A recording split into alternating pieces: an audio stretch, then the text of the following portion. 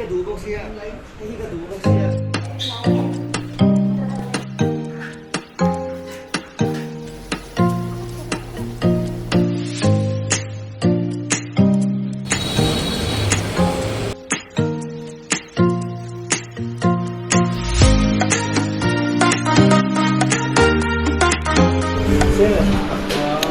The only difference is of the pickup. इसमें कलर थोड़ा दे सकते हैं दूसरा कलर कौन सा कलर मिल जाएगा और ब्लैक ब्लैक में पहले फुल ब्लैक में है ये Yamaha F280 है FX280 cái mà cái sáng sợi cái sợi là sáng sợi đang làm nó chụp pick up này mày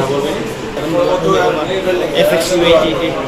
không mình sáng đi lại này thảo cái mày nằm đấy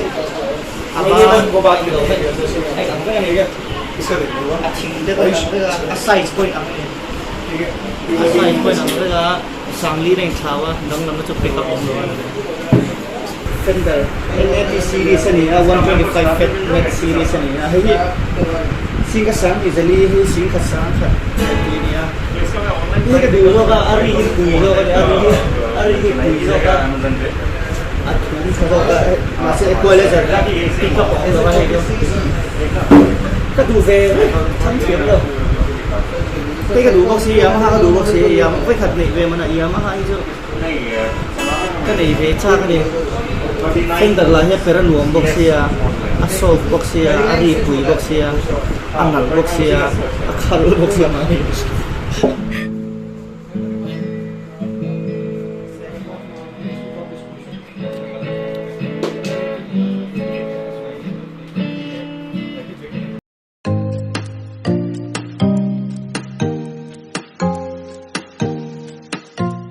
Oleh tu nak hian FX280 Yamaha acoustic guitar karon unbox tu na voina kan valaya touch musical atangin kan leya karon unbox tu ni ha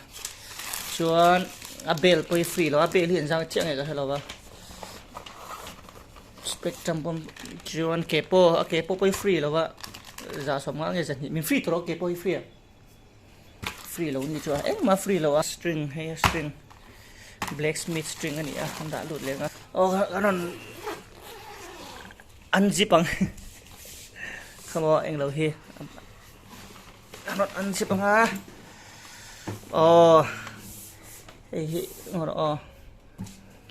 hi Yamaha FX 280 chu ni a hi FS 280 ne khan ain anga a difference adang lam na chu pick up om lawa ne me hi pick up oma